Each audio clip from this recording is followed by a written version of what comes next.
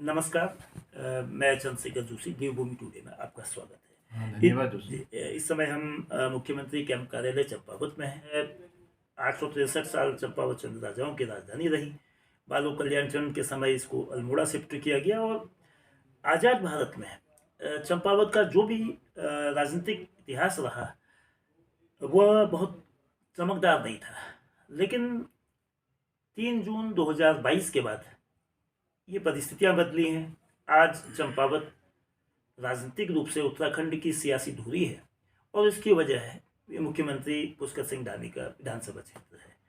मुख्यमंत्री धामी सरकार की ओर से प्रयास किया जा रहा है कि उत्तराखंड को मॉडल स्टेट बनाना है और मॉडल स्टेट की बुनियाद चंपावत को आदर्श जिले के रूप में विकसित करके बनाई जाएगी। उसके लिए तमाम आधारभूत सुविधाओं का विस्तार किया जा रहा है, विकास योजनाओं की गति को तेज किया जा रहा है, शिक्षा और स्वास्थ्य पे खास रूप से तौर पर ध्यान दिया जा रहा है। तो तमाम कार्य हैं और सबसे बड़ी बात है कि जनता के दरवाजे तक सरकार के पहुंचने की जो अवधारणा है वह मूर्त रूप चंपावत विधानसभा में मुख्यमंत्री कैंप कार्यालय जो 2 खोले गए हैं, मैदानी क्षेत्र को कवर करने के लिए टनकपुर और चंपावत के पहाड़ी क्षेत्र, चूँकि भौगोलिक रूप से बहुत विषम क्षेत्र है, तो लोगों को समस्याओं के समाधान के लिए ना भटकना पड़े, उन्हें देहरादून के चक्कर ना लगाने पड़े, उनके समय की बचत हो, उनके धन की बचत हो, उनकी सुनवाई उस स्थान पर हो जहाँ पर वो है।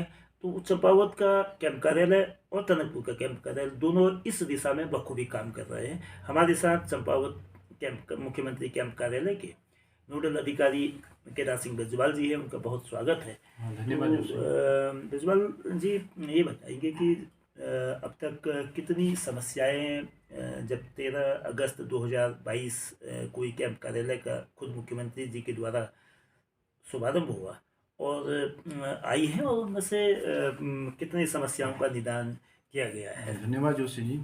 जैसे कि माननीय मुख्यमंत्री जी ने जब इस विधानसभा में ज्वाइन किया 4 जून के बाद 2022 में, माननीय मुख्यमंत्री 2 कैंप कार्यालय खोले गए, टनकपुर और चंपावत में। तो माननीय मुख्यमंत्री कैंप कार्यालय हमारा सीधे कनेक्टिविटी देहरादून का कैंप कार्यालय से रहता है। तो जब से कैंप कार्यालय खुला, यहाँ पर काफ़ी लोगों के, जो ग्रामीण क्षेत्र की जो जनता जो यहाँ पर आती है, गरीब लोग आते हैं, उनका काफ़ी हद तक यहाँ से निदान करने का प्रयास करते हैं। जो शासन स्तर की जो समस्या है उसको हम लोग माननीय मुख्यमंत्री के संज्ञान में तक लाते हैं। और जब से इस कार्यालय की स्थापना हुई तब से हमारे जो गरीब तबके के लोग हैं, खासकर हमारा सबसे अधिक ध्यान हमारे जो गरीब लोग हैं, जो गांव के जो लोग हैं, किसान हैं, कृषक हैं और लोग हैं, तो उनके जो इलाज के लिए जो हम लोग यहाँ से भेजते हैं, ऋषिकेश एम्स में भेजा जाता है उनको। आयुष्मान कार्ड धारकों को हम लोग हल्द्वानी जैसे प्राइवेट अच्छे अच्छे हॉस्पिटलों में उनकी सेवाएं दे प्रदान कर रहे हैं, बरेली रिफर करते हैं। और अभी तो हमारे माननीय मुख्यमंत्री राहत कोष के अंतर्गत अभी 1850 लोगों को लाभान्वित कर 3 करोड़ तक की धनराशि हमारे पास आ चुकी है, लोगों को दे चुके हैं, जिसमें काफ़ी गरीब लोग जो इलाज से जो वंचित रहते थे, जिसके बाद धन की कमी होती थी, उसमें भी माननीय मुख्यमंत्री द्वारा हर संभव प्रयास किया जाता है कि उनको हम धनराशि प्रदान करें और स्वस्थ और अच्छी मतलब इलाज की सुविधा पूरे प्रदेश में प्रदान किया जाए। उसके साथ साथ जो कैंप कार्यालय में हमारी काफ़ी समस्या लोग लेके आते हैं, खासकर बिजली, पानी और रोड सड़क की सुविधा, स्वास्थ्य के बारे में। तो हमारा प्रयास ये रहता है, माननीय मुख्यमंत्री के माध्यम से प्रयास रहता है कि वहाँ के गरीब के लोगों तक हम उसकी सुविधाएं वहाँ पर पहुँच सकें।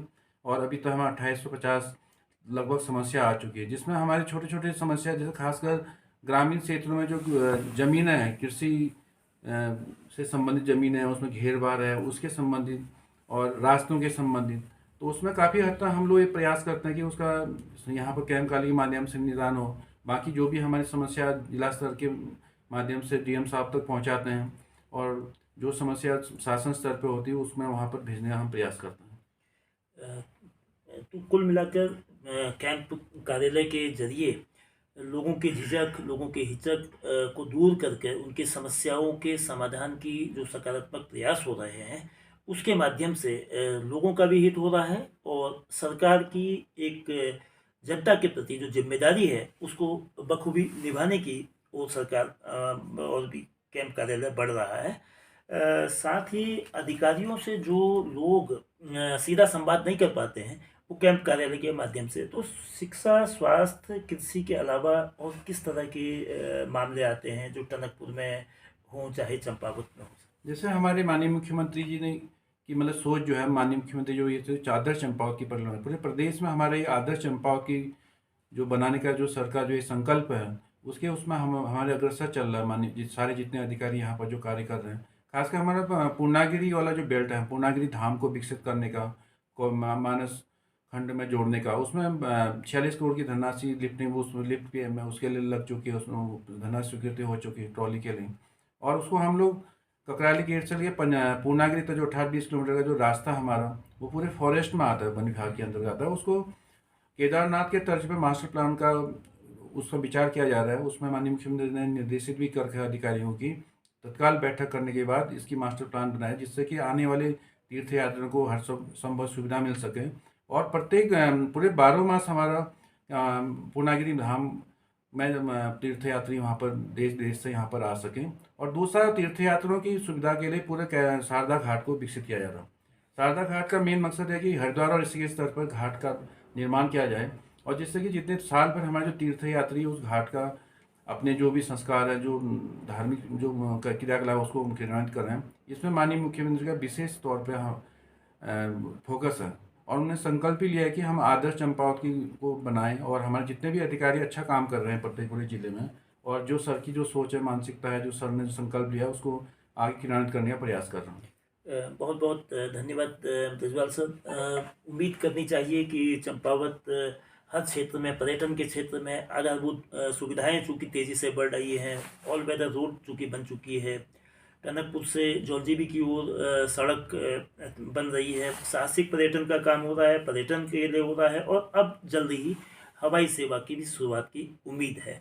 तो उम्मीद की जानी चाहिए कि इससे चंपावत आदर्श स्वरूप मिलेगा, और चंपावत के मुख्यमंत्री कैंप कार्यालय की बदौलत लोगों को सहूलियत भी उनके घर पर, उनके करीब मिलने में मदद होगी। बहुत धन्यवाद।